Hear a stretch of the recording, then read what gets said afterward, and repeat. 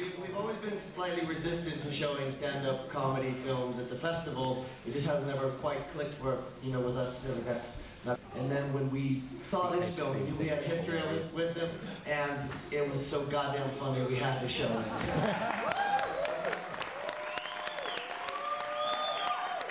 It's a real pleasure to welcome back to the festival. Please give a warm welcome to Louis C.K.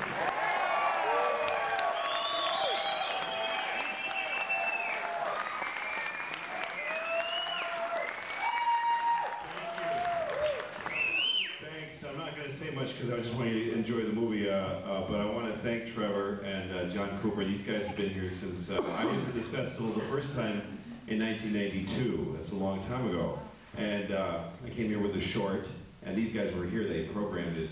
And the funnest part of the festival was coming here to the Egyptian for midnight movies.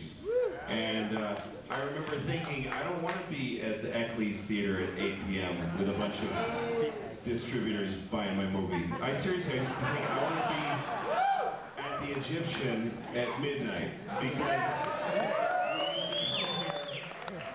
when I was here in '92, when you just see movies all day, there weren't any Sundance parties then. You just go to movies all day, and then everyone would come here and watch like really fucked up Andy Warhol films. Turn the heat off in here, and everyone would just sit there and shiver and look at out-of-focus nonsense. And it was great. I just thought if I could be here for that ever, and I'm here, so this is a great night for me, and thanks for sharing with me.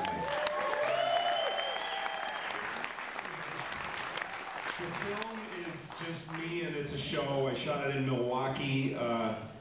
But I shot it to seem like a movie of a stand-up show instead of just whatever. Before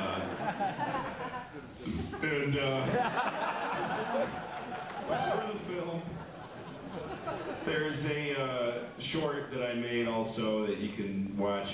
It's not the thing that with the first thing you see is their thing. I mean, it's good. I just don't want you to think it's my thing. And then the short. And then the movie. I just want you to be. I don't want you to get scared of what's going to happen. Enjoy the film, and I'll be here afterwards for a Q&A and answer any of the questions that you might have. Thanks a lot for coming.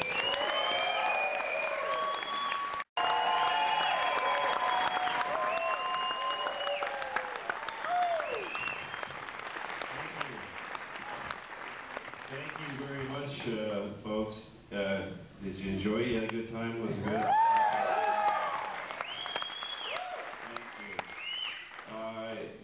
Well, if you have any questions, I'd be happy to answer them. You can ask me anything you want, really. Tell me about the film. Yeah. Well, let me hear it. Racial, scatological, and sexual. Did it take me a while to get comfortable doing that stuff? Yeah. I used to, for the first like 20 years I did stand-up, I would have thoughts that were really sort of extreme, and I'd go, how do I say that? And it would scare me to say it. And then at some point, it just went away. I don't get scared to say anything anymore. As long as it feels real to me, as long as it feels like a real thought that I believe in and I can defend, I go ahead and say it. It doesn't occur to me anymore that it's not a good idea. As long as I really think it. Yes? Like early on, you talk about like when you're fucking a dead kid. I want to fuck a dead kid, but you just want to hear how upset we get. Yeah. And so, how much of your comedy is about laughing at how uncomfortable we are? How uncomfortable, yeah. Well, that is definitely a place where I would say that's the one place in this show where I'm just enjoying that dynamic. And also because I know it's going to be okay. I think the things I say that follow it, I'm just playing with a really fucked up idea there. I'm playing with it. And I think that people tend to trust me with those ideas for the most part. So I am playing with the audience and saying, ha ha, I just said fuck dead kids. But, yeah. So yeah. But most of my comedy isn't me just going ha ha. But it does happen once in a while. And I feel that's my entertainment in the show. And I probably do it like once a show. The rest of it is for you. Sure. No, it's okay to say hilarious about comedy. That's totally okay. That's an appropriate use of the word. Is someone who's being funny and made you laugh, not just that you fucking saw somebody. That's upsetting. So you're welcome to use hilarious. Sorry, go ahead.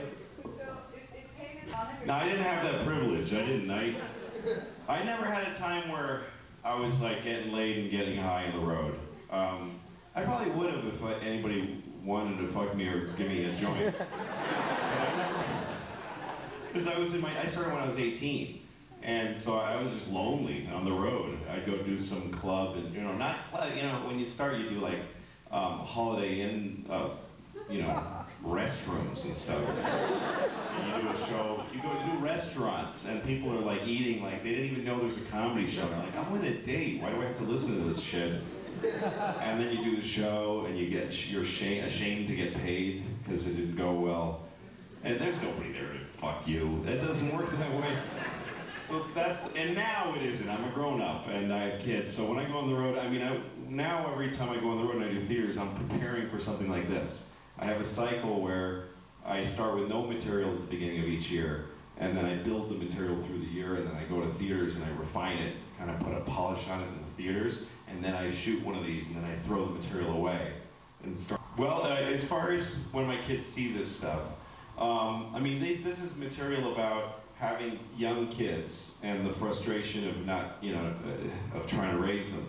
And I think that that's something that they'll understand. I think they already do. My daughter, look, I'm talking about her shitting on the floor and laying in it.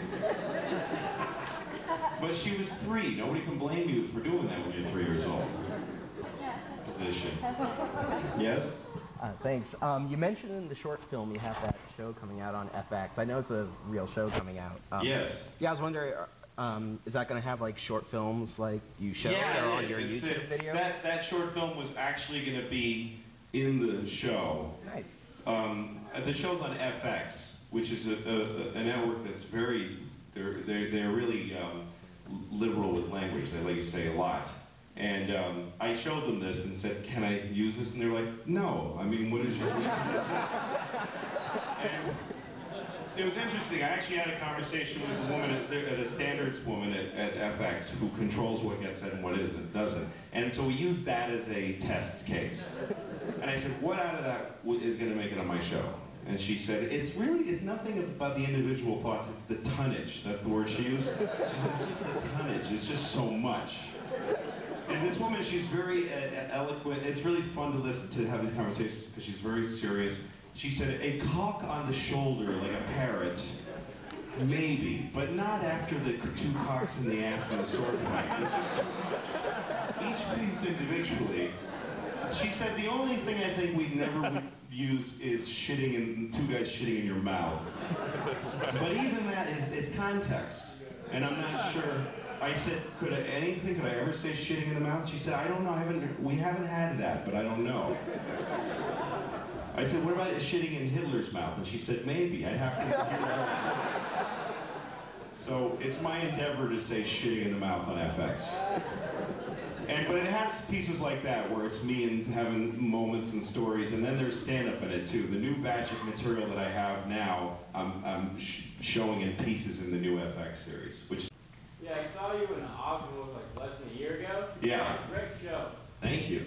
Ogden. I played Ogden. It was awesome. When are you gonna come by again and do some fresh stand-up? Well, Ogden was partly in preparation for this, so you probably saw this material. So now this is gone. I can't go on the road now because I'm doing the FX series. I'm shooting, and I can't just run out and do shows because they have to be great. I don't want to go back on the road. So probably in the fall, I'll go on tour again, and I'll certainly hit Ogden again because that was a good time. Yes? There's places I won't go back to. Yes? What's the challenge in trying to evolve your comedy from being a single guy to a married guy with kids to a divorced guy with kids? Well, it's good that my life keeps getting ruined and changed. I always have new things to talk about.